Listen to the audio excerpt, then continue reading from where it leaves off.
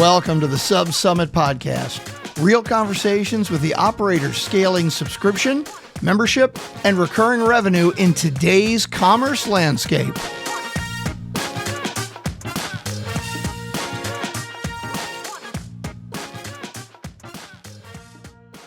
Welcome back to the SubSummit podcast. If your business runs on subscriptions, loyalty, or recurring revenue, you're in the right place. The podcast is on the road to SubSummit. Domonique Brown is the head of customer experience at Liquid IV, where she spent the past 7 years leading CX operations, innovation, and voice of consumer insights. She brings nearly a decade of experience in the DTC subscription space, focused on beauty, health, and wellness brands. Now, at SubSummit 2026, she's diving into AI and customer experience, strengthening the connection between CX and retention, and building loyalty programs that truly drive engagement. Let's get into it. I'm excited to chat. Domonique, welcome to the podcast. Thank you for having me, Doug. All right, so this is your year because this is the year that AI is really dominating the landscape. So you're building AI systems that just don't support customers; they actively drive retention. So let's talk about what are most brands still getting wrong about that, and if you get that wrong, where does it actually show up in business first, in churn and LTV, or is it maybe something a little less obvious? Yeah, that's such a great question. I think a lot of brands are too focused on the offer to get people into the subscription or the loyalty and not focus enough on the post-purchase experience. Customers in general want to make sure that if they are subscribing to a product or they are loyal customers, that they're being treated well, they feel like they're getting value. And so you usually will see that show up in churn, but also LTV. How long are customers staying before they're shopping for competitors? And so I think we're in a really exciting time where AI is enabling customer experience teams like Liquid IV and many other teams to start using AI to figure out how to bridge that gap a little bit better in retention, to create a better experience and to think about problems before they become problems for the customers. No, great answer. Thank you for sharing that. Now, we all know that a lot of brands say that they listen to the voice of the customer, and you're actually encoding it into the systems. And what does that look like in real practice, and where does that data actually go, and how does it change the experience in real time? You can pull any part of that question and dissect it a little bit. Yeah, as we're building out and even as we're evaluating the partners that we choose, we're always making sure that data and analytics capabilities are at the top for us, just to make sure that we are able to track and measure success from the customer's perspective. And so I think if I had to tackle this question as succinctly as possible, the first thing is making sure that you have alignment across the board as to what are the metrics of success here when we're looking at a subscription or a loyalty program. Two, creating accountability structures in that data. So for a customer experience team, we're looking at how often are people calling in or emailing or sending a chat to try to cancel their subscription. Are we able to save any of those customers through any of the current retention flows? Do we even have retention flows in place throughout our customer experience journey so that we can keep customers within the funnel longer and keep them coming back? And so it's alignment and then also being able to track those systems and hold accountability there. And so something that we do is that we have regular discussions within our lifecycle meetings and regular occurring meetings where we will share across with stakeholders what we're seeing on a monthly basis with our customers. And so then that helps keep people in the rhythm of hearing about the customer experience, some of those customer experience metrics like the customer satisfactions by category, subscription or loyalty or membership. And so we're getting a pulse on the customer, and then we're digging deeper when we're seeing things that are going against the metrics of success that we have determined for our within our leadership structure, and talking about those regularly. So if people are not taking advantage of the retention offers, why? If we're seeing frustration or friction within a certain area, why?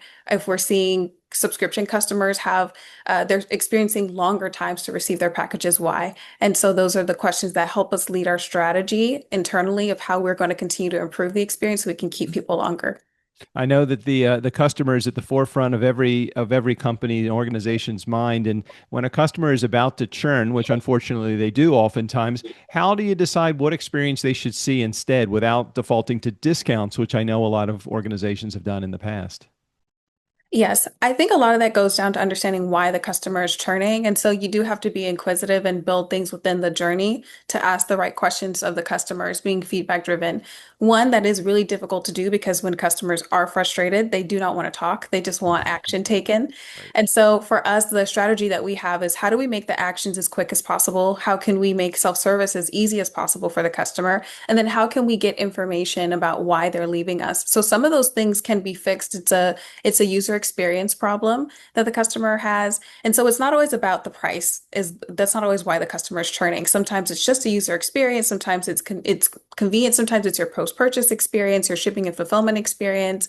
Sometimes the customer doesn't know what options are available to them. So as we're gathering information through that, so like for example, our chat bot, we're constantly improving edge cases on like our subscription policies and Mhm. adding more. So if we're saying, oh, this person wants to cancel because they have too much product, what are the offers we can give them in place instead of just throwing a discount so they'll stay? Do you Right. want to pause? Did you know that you could skip for a certain amount of months so that you have time to get back on track? So we're thinking about that. And we have been experimenting as well with seasonality. We're a hydration product. And so sometimes people don't buy hydration solutions as often in the winter or even in the fall, but they're thinking summertime, we're going to be outside, all the sports, school, all the different life uses that people need and think about hydration solutions. And so we're experimenting with how do we enable pause solutions just based on seasonality to keep people more in the funnel, to keep them in the cycle, to know that, hey, we're here as an everyday hydration solution whenever you need us, rather than thinking about a traditional subscription model where we're just trying to keep people month over month. So it's being Mhm. experimental, understanding why are people using your product, but also continuing to improve processes the more you know about why customers are churning in the first place. So you mentioned that magic word at the beginning of your answer, Dominique. You said the word chatbot. So, Yes. so I want to talk about that for a quick second. Where does AI meaningfully outperform a human on the team in that loop that we just discussed? Yeah, I think chat is absolutely a proven use case for customer experience at this point. We work with some incredible partners. We've worked with Code of AI over the past year, and we've been able to automate up to 80% of customer service requests. And a large part of that is just because small, repeatable tasks, people want those resolved very quickly. So if they're just asking a simple question or, hey, I need to change my address on my order, and I placed my order 10 seconds ago and I made a mistake, people want those things resolved right away. They don't Yeah. want to send an email and then they have to wait for hours until they get a response from a human. So I think AI handles a lot of that those small, repeatable tasks, and they do it faster and efficiently with proven processes. And you can add edge cases so that it gets smarter over time.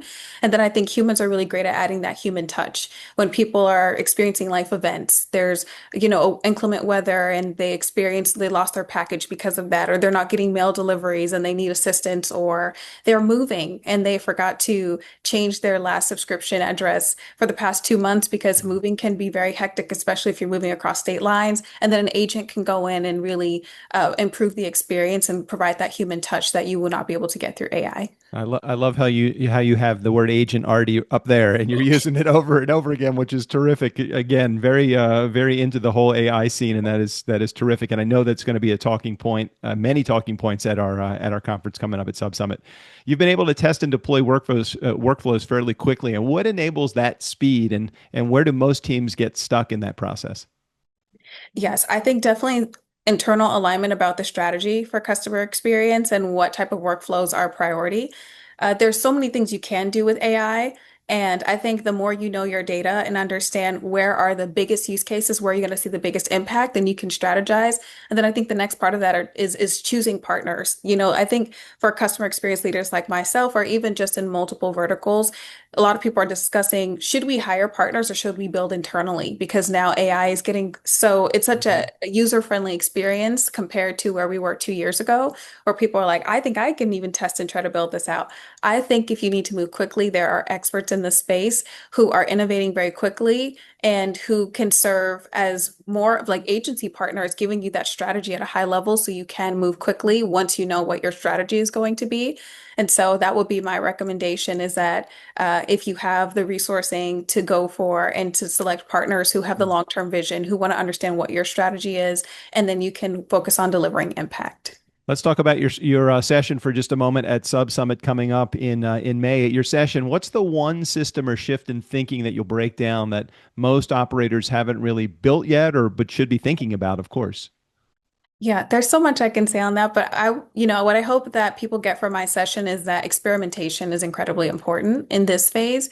That as a brand, like for example, Liquid IV is a category leader because when we created our product at the time, there wasn't a lot of powdered hydration solutions. It wasn't really known in the market. And then we've kind of became this category leader and a legacy brand in the space.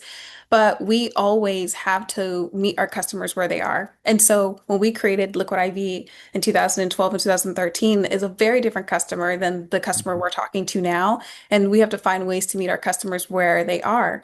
And that means we're always innovating our systems, we're always innovating our processes. And so I'm hoping that what others can take away is that no matter where you are as a brand, whether you are just getting started or whether you are a legacy brand, that we're all in the same place. We're experimenting to learn and meet our customers wherever they are. And so I'll be talking about customer experience and how we are bridging the gap between retention and customer experience through AI, and how we have literally replicated a lot of our retention flows that our retention leaders have used in Klaviyo and putting that into our chatbots and our email processes and even through phone through AI, so that we can keep customers longer and hopefully provide a better experience, leaving more customers satisfied.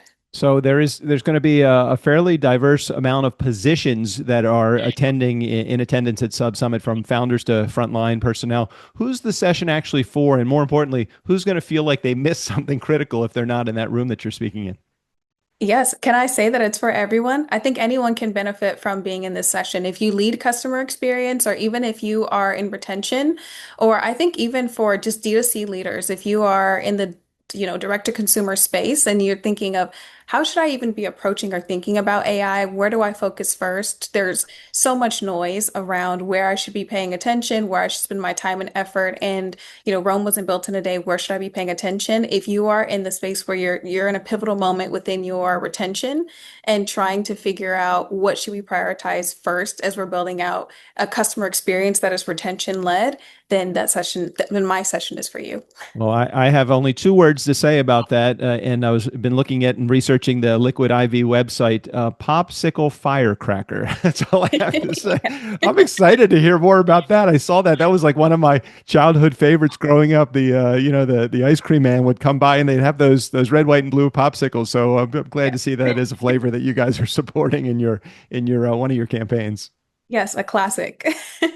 So if for those of you that are out in our audience and you have not had a chance yet to not only sign up for SubSummit 2026, take a moment, check out all of the info about Domonique and her story, her backstory. Look at her LinkedIn profile. She's going to be one of the speakers there. And this is not just one of the voices shaping the future of subscription, but we want you to come and meet her in person at SubSummit in Kansas City this coming May. Domonique, thanks for sharing your wisdom and your expertise and your decade of experience here on the SubSummit podcast. Thank you for having me. Thank you, everyone.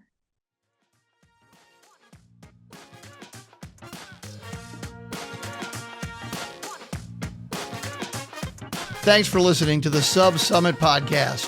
If you want to be in the room with the operators building the next era of subscription and commerce, head to subsummit.com and grab your pass now.